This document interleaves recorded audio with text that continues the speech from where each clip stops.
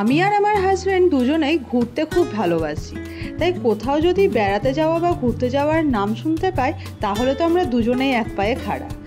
সেদিন এরকমই একটা সাডেন ট্রিপে আমরা চলে গিয়েছিলাম বাইকে করে, প্রথমে চিনপাই এবং সেখান থেকে উখড়া। যাওয়ার পথে পড়েছিল বক্রেশ্বর তাপবিদ্যুৎ কেন্দ্র। ওই যে দূরে দেখতে পাওয়া যাচ্ছে যে থার্মাল পাওয়ার প্ল্যান্টটা, ওটা কিন্তু বক্রেশ্বরে। এখন আমরা বক্রেশ্বরের ওপর দিয়ে চলেছি। আর চিনপায়ে ভাগবত আশ্রমটা কিন্তু এই বক্রেশ্বর থার্মাল পাওয়ার প্ল্যান্টের পাশ দিয়েই যেতে হয়। যাই হোক, সাথে বাচ্চা থাকায় আমি সমস্তটা কিন্তু ভিডিও করে উঠতে পারিনি। আমাদের বাড়ি থেকে অর্থাৎ কান্দি থেকে উখড়ার ডিস্টেন্স ছিল 125 কিলোমিটার মতো, এবং চিনপায়ের ডিস্টেন্স ছিল প্রায় 80 থেকে 85 কিলোমিটার। আমরা কিন্তু পুরো রাস্তাটায় বাইকে গিয়েছিলাম। খুব ভালো লাগে আমাদের বাইকে রাইড করতে। আমার হাজব্যান্ড যেমন বাইক চালাতে পছন্দ করে, আমিও সেরকম বাইকে করে কোথাও যেতে খুব পছন্দ করি। তো সেরকমই সাডেন ট্রিপে আমরা সেদিন চলে গিয়েছিলাম। আজকের এই ব্লগটাতে আপনাদেরকে চিনপায়ের ভাগবত আশ্রমটাও ঘুরিয়ে দেখাবো, সাথে আমরা উখড়া যেতে যে ওপেন ক্রাস্ট কোলিয়ারিটা দেখতে পেয়েছিলাম সেইটারও একটা ছোট্ট ভিডিও করেছি, সেটাও আপনাদেরকে আজকে দেখাবো। চলুন ভাগবত আশ্রমটা প্রথমে আপনাদেরকে ঘুরিয়ে দেখাই। আমাদের আরাধ্য দেবতা শ্রীকৃষ্ণের অপর এক নাম ছিল বনমালী। কথিত আছে গোপীরা বনের বিভিন্ন ধরনের ফুল দিয়ে এক খুব সুন্দর মালা বানিয়ে দিত এবং শ্রীকৃষ্ণের গলায় সেই সুন্দর মালা শোভা পেত। সেই জন্যই শ্রীকৃষ্ণের অপর নাম হয়েছিল বনমালী। এই যে ভাগবত আশ্রমটা আপনাদেরকে ঘুরিয়ে দেখাচ্ছি, এই ভাগবত আশ্রমের যিনি গুরুদেব তিনি হচ্ছেন আমার শাশুড়ি মায়ের গুরুদেব। আমাদের বিয়ের পর থেকে অনেকবারই আসার কথা হয়েছিল এই আশ্রমে, কিন্তু কোনোদিনই সময় কিংবা কোনো কারণবশত আসা হয়ে ওঠেনি। তো এবার হঠাৎ করেই এই প্ল্যানটা হলো। আবার সবসময় তো গুরুদেবও থাকেন না, তো হঠাৎ করে প্ল্যান হলো এবং আমরা চলে আসলাম গুরুদেবের কাছে। দেখুন আশ্রমটা কিন্তু ভারী সুন্দর। অনেকটা জায়গা জুড়ে যেমন আশ্রমটা অবস্থিত রয়েছে, সেরকম রয়েছে এখানে প্রচুর পুরনো গাছ, এবং গাছের ছায়াতেই আশ্রমটা একটা শান্ত স্নিগ্ধ পরিবেশ বিরাজ করছে সব সময়তে। আমার হাজব্যান্ড কিন্তু এই আশ্রমটাতে অনেকবারই এসেছে, তবে আমার এই প্রথমবারই আসা। আর এখানে এই ছোট্ট পুচকেটাকে দেখুন তার ঠাকুমার সঙ্গে কি করছে। এই বাচ্চাটার শিক্ষাটা দেখুন কি সুন্দর। ছোট থেকেই ও কিন্তু ঠাকুরের প্রতি একটা বেশ সুন্দর ভক্তি এসছে। ঠাকুমার দেখা দেখি ও এরকম তুলসী মঞ্চের চারদিকে ঘুরে ঘুরে একবার করে এসে প্রণাম করছে। আমার বেশ ভালো লাগলো।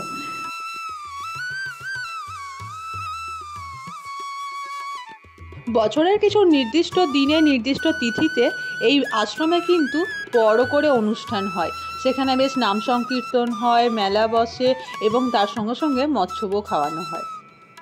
আমরা যেদিন গিয়েছিলাম তার ওই মোটামুটি 10 থেকে 12 দিন পরেই বেশ বড় একটা মেলা বসার কথা ছিল, এবং সেখানেও নাম সংকীর্তন ও খুব বড় করে অনুষ্ঠান আয়োজিত হবে। কিন্তু আমাদের সেই সময়তে যাওয়ার সময় হয়ে উঠবে না বলে আমরা এই সময়তেই গিয়ে গুরুদেবের সঙ্গে দেখা করে এসেছিলাম। চলুন এবার আপনাদেরকে ভাগবত আশ্রমের ভিতরটা ঘুরিয়ে দেখায়। এই যে সামনে বিভিন্ন ধরনের মূর্তিগুলো দেখতে পাচ্ছেন, এইগুলো কিন্তু এই ভগবত আশ্রমেরই বিভিন্ন সময়ে থাকা বিভিন্ন গুরুর মূর্তি।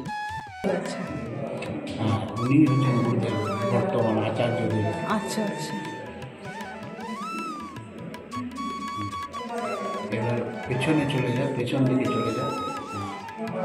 ওই যে কোণে যে দেখতে পাচ্ছিস যে মূর্তিটা, ঘড়িটার নিচে, মনে হচ্ছে গুরুদেব, পরম গুরুদেব প্রভুপাদ। আচ্ছা। তার গুরুদেব হচ্ছে আচ্ছা বিশ্বনাথ কি বাবাজি। হ্যাঁ আচ্ছা। তার গুরুদেব হচ্ছে নিনি। আচ্ছা। তার গুরুদেব হচ্ছে নুনি। আচ্ছা। তার ওই অব্দি আছে। আচ্ছা, 5টা জেনারেশন, মানে এখন এইটা 6টা জেনারেশন। ইনি এখন এই যে সামনেটা এই বাঁ পাশাটা। আচ্ছা, তারটা বাবা হচ্ছেন ইনি? না বাবা না, গুরুদেব। গুরুদেব, তার পুরনো গুরুদেব ওটা, তার পুরনো ওটা, তার পুরনোটা, তার পুরনোটা। আচ্ছা। প্রণাম করো। এই আশ্রম তথা গুরুদেবের প্রধান আরাধ্য দেবতা হলেন শ্রীকৃষ্ণ তথা বনমালী। আর এখানে রয়েছে জগন্নাথ বলরাম সুভদ্রার খুব সুন্দর বড় একটা মূর্তি। এরপর আমরা চলে আসলাম সামনের দিকে, যেখানে শ্রীকৃষ্ণর মেন মূর্তিটা রয়েছে। এই যে বন্ধ করা দরজাটা দেখতে পেলেন, এরই পিছনে রয়েছেন শ্রীকৃষ্ণ তথা বনমালী। আমরা যখন গিয়েছিলাম তখন বনমালীর ভোগ দেওয়া চলছিল, তো সেই কারণে দরজাটা বন্ধ ছিল।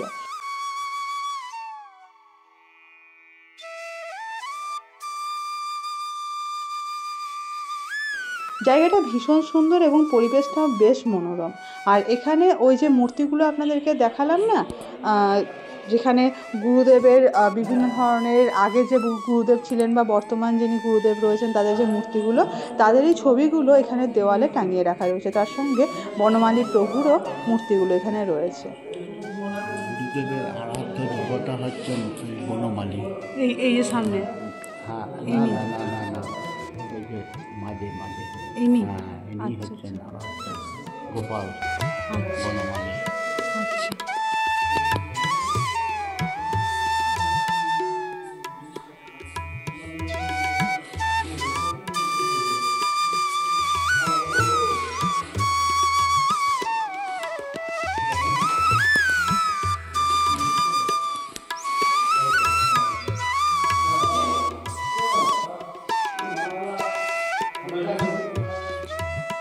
প্রভু বনমালীর ভোগ দেওয়া হয়ে গিয়েছে। আর এই দেখুন ভোগ হয়ে গেছে, দরজাও খুলে দেওয়া হয়েছে। আর এই যে বনমালী এখানে রয়েছেন, কি শান্ত স্নিগ্ধ মূর্তিটা দেখুন। আমরা যে সময়তে গিয়েছিলাম সেই দিন ছিল ভৈমী একাদশী, যার কারণে আমরা কিন্তু সেদিন কোনো রকম ঠাকুরের ভোগ পাইনি।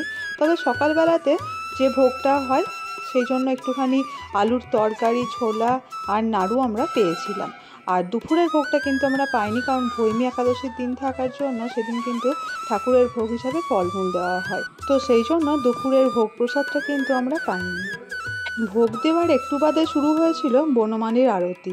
সেটাই আমরা দাঁড়িয়ে দাঁড়িয়ে দেখছিলাম, কি ভালো যে লাগছিল।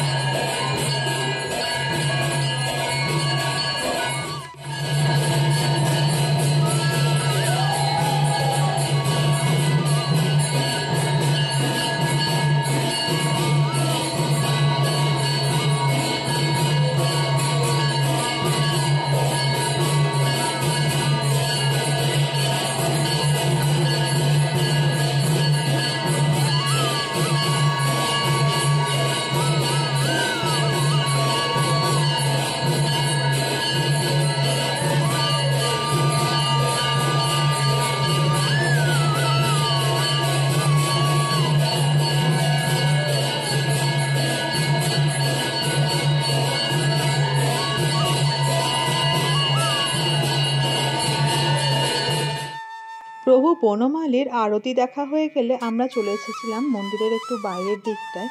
আর দেখুন এখানে বাগান আছে কি সুন্দর, যেমন একদিকে তুলসী গাছের বাগান, অন্যদিকে প্রচুর পেঁপে ধরে রয়েছে গাছের মধ্যে, আবার এদিকে কলা গাছও রয়েছে। আর দেখুন এখানে সামনে কিন্তু ঠাকুরের প্রত্যেক দিনের পুজোর জন্য যে ফুলের প্রয়োজন হয় তার জন্য গাঁদা ফুলও চাষ করেছে। কি সুন্দর গাঁদা ফুলগুলো দেখুন ফুটে আছে, দেখতে কিন্তু ভীষণ সুন্দর লাগছে এই বাগানটা। আর এই প্রভু বনমালীর প্রত্যেক দিনের ভোগের জন্য যে সবজিপাতির প্রয়োজন হয় তা কিন্তু এই বাগান থেকেই নেওয়া হয়, এবং এই চাষ করা সবজি দিয়েই বনমালীকে রান্না করে ভোগ দেওয়া হয়। যাই হোক, ভাগবত আশ্রম দেখা হয়ে গেলে আমরা এবার চললাম উখড়ার দিকে, কারণ এই দিনের রাতটা কিন্তু আমরা উখড়াতেই হল্ট করব। আর উখড়াতে হচ্ছে আমার কাকা শ্বশুরের বাড়ি। উনিও এই ভাগবত আশ্রমে গুরুদেবের শিষ্য, তবে যেহেতু উনি একাদশী করেন সেই জন্য উনি থেকে গেছিলেন ভাগবত আশ্রমে, দুপুরবেলাতে ভোগ গ্রহণ করবেন এবং তারপরে আসবেন উখড়াতে ফিরে। আর এখন আমরা ক্রস করছি অজয় নদী। দেখুন বর্ষাকালে এই অজয় নদী ফুলে ফেঁপে বন্যা চলে আসে। আর এখন গরমকাল, প্রায় শীতের শেষ, গরম পড়ে গিয়েছে বললেই চলে। তো এই সময়তে দেখুন এক ফোঁটা জল নেই নদীর চারদিকে। অল্প অল্প কিছু কিছু জায়গায় জল দেখতে পাওয়া যাচ্ছে, কিন্তু জল নেই বললেই চলে। যাই হোক, এই দেখতে দেখতে আমরা চললাম উখড়ার দিকে। আর উখড়াতে যাওয়ার পথে কিন্তু রাস্তাতে পেয়েছিলাম কলিয়ারির দেখা, ওপেন ক্রাস্ট কলিয়ারি। সেটারও একটা ছোট্ট ভিডিও আপনাদের সাথে শেয়ার করব।